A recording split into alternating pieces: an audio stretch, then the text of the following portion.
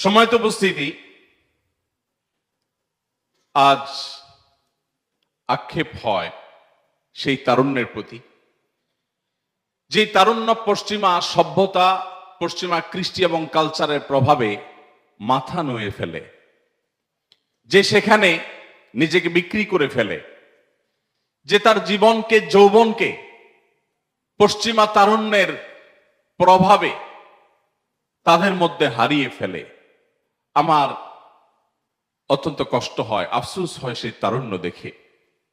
মনে রাখবেন, আপনি তাদের বংশধর, আপনি তাদের সন্তান, যারা তাদের তারুণ্যের পুরো সময়টাকে সর্বোত্তম ব্যবহার করে গোটা বিশ্ব চরাচরকে তারা জয় করেছেন। আপনি সে আব্দুল্লাহ ইবনে ওমরের সন্তান, আপনি সে আব্দুল্লাহ ইবনে আব্বাসের সন্তান, আপনি সে আবু হুরায়রা রাদিয়াল্লাহু তাআলা আনহুর সন্তান, আপনি সে ওমরের সন্তান। সম্মানিত উপস্থিতি, আজ মুসলিম তারুণ্য আমরা আমাদের আত্মপরিচয় আমরা ভুলে গেছি। আমাদের নবী করিম সাল্লাল্লাহু আলাইহি সাল্লাম তারুণ্য এবং যৌবনের এই সময়টাকে এত বেশি গুরুত্ব আরোপ করেছেন যে তিনি আমাদেরকে আলাদা করে বলেছেন, শাবাবাকা ক্বাবলা হারামিক। মনে রাখবে, এই তারুণ্য তোমার আজীবন থাকবে না, একটা সময় শেষ হয়ে যাবে, ক্ষয় হয়ে যাবে। অতএব এই তারুণ্য তোমার হেলায় তুমি হারাবে না, এটাকে যথাযথ ব্যবহার করবে। নবী করিম সাল্লাল্লাহু আলাইহি ওয়াসাল্লাম তিনি তরুণদেরকে উৎসাহ দিয়ে, উদ্দীপনা দিয়ে, প্রেরণা দিয়ে বলেছেন, সাবআতুন ইউযিল্লুহুমুল্লাহু ফি যিল্লিহি ইয়াওমা লা যিল্লা ইল্লা যিল্লুহ।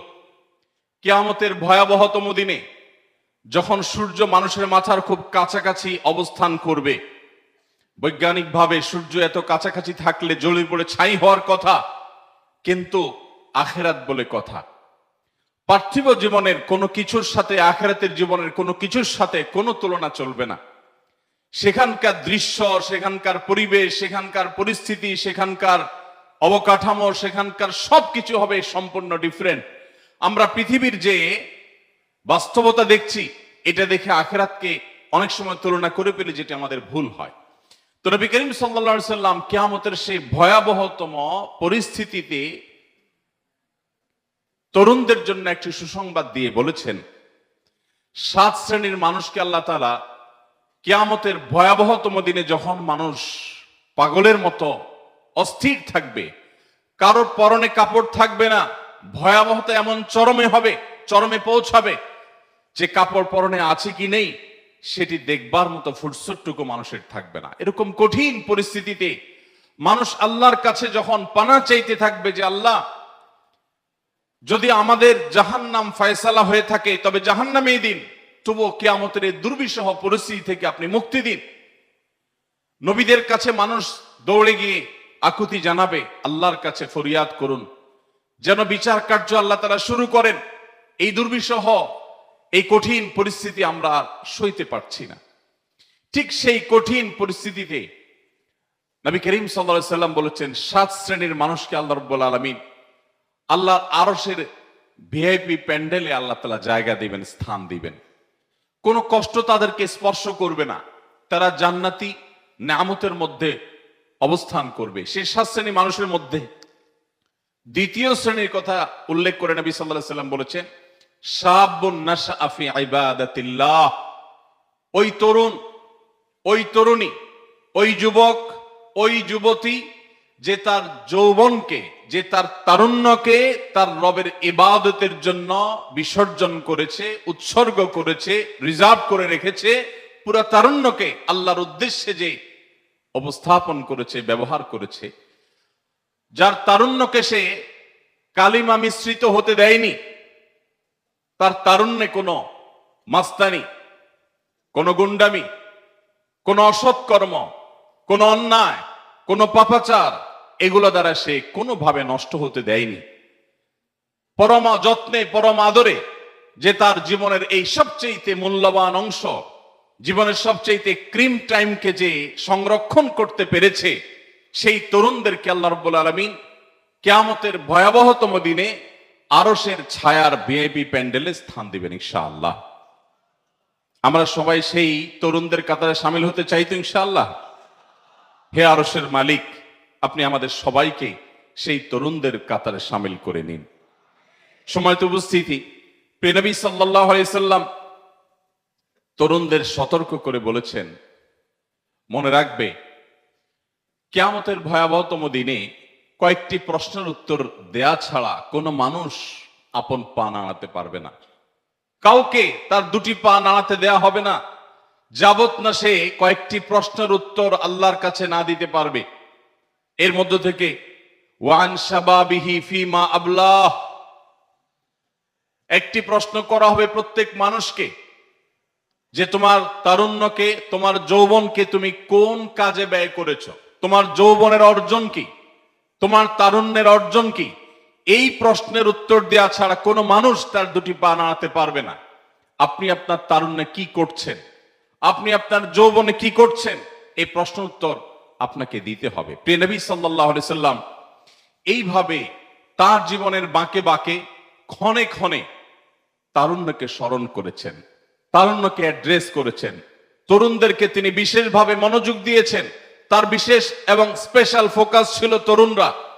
নবী সাল্লাল্লাহু আলাইহি সাল্লামের চারপাশে তরুণরা তাকে ঘিরে থাকতো।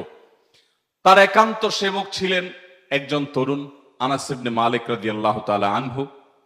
তার ইলমের ধারক, সবচেয়ে বেশি দোয়া পেয়েছেন যিনি, তিনি ছিলেন আরেকজন তরুণ, আব্দুল্লাহ ইবনে আব্বাস রাদিয়াল্লাহু তাআলা আনহু, যার জন্য তিনি দোয়া করে বলেছিলেন, আল্লাহুম্মা আল্লিমহুল কিতাব, আল্লাহ তাকে আপনি কোরআনের জ্ঞান দান করুন। তার আদর্শকে সবচেয়ে বেশি ধারণ করা মানুষদের মধ্য থেকে একজন, তাকে সবচেয়ে বেশি ভালোবাসা মানুষগুলোর মধ্য থেকে একজন, তার সুন্নাতের সবচেয়ে বেশি আঁকড়ে ধরা মানুষগুলোর একজন ছিলেন, তার অত্যন্ত আদরের একজন মানুষ ছিলেন আরেকজন তরুণ, তার নাম ছিল আব্দুল্লাহ ইবনে ওমর রাদিয়াল্লাহু তাআলা আনহু। নবী করিম সাল্লাল্লাহু আলাইহি সাল্লাম এভাবে তরুণদের ঘেরাওর মধ্যে থাকতেন। প্রবীণরা যেমন থাকতো, নবীনরা থাকতো, বৃদ্ধরা যেমন থাকতো, ঠিক একইভাবে তরুণদেরকে নবী করিম সাল্লাল্লাহু আলাইহি সাল্লাম বিশেষ গুরুত্ব দিতেন।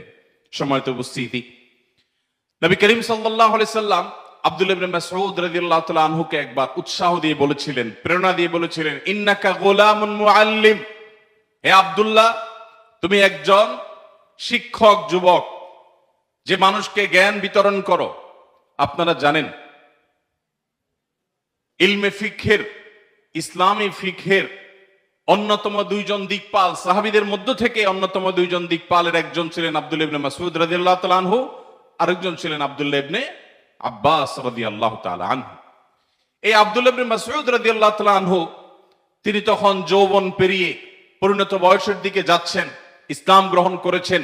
নবী করিম সাল্লাল্লাহু আলাইহি সাল্লাম তাকে এমন প্রেরণা দিয়েছেন, পরবর্তীতে তিনি মুআল্লিমুস সাহাবা, সমস্ত সাহাবীদের বা অন্য সাধারণ সাহাবীদের শিক্ষকে তিনি পরিণত হয়েছেন।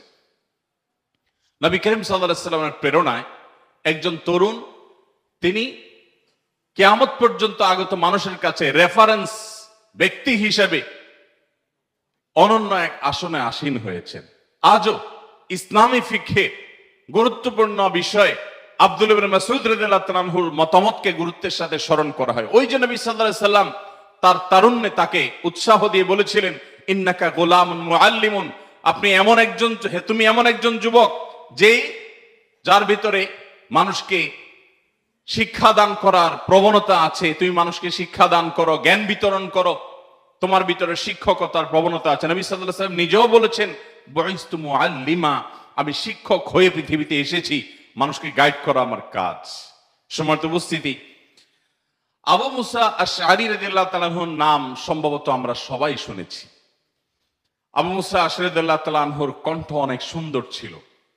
নবী করিম সাল্লাল্লাহু আলাইহি সাল্লাম এই তরুণকেও প্রশংসা করে প্রেরণা দিয়ে দাউদ আলাইহিস সালামের বংশধরের, দাউদ আলাইহিস সালামের যে কণ্ঠ ছিল, সে কণ্ঠের মাধুর্য যে আল্লাহ তাআলা তাকেও দিয়েছেন, তাকে সে কথা বলে অনুপ্রাণিত করেছেন। অর্থাৎ এভাবে নবী সাল্লাল্লাহু আলাইহি সাল্লাম বিভিন্ন সময় তারুণ্যকে উৎসাহ দিতেন, তিনি প্রেরণা দিতেন এবং তাদেরকে সাহস যোগাতেন।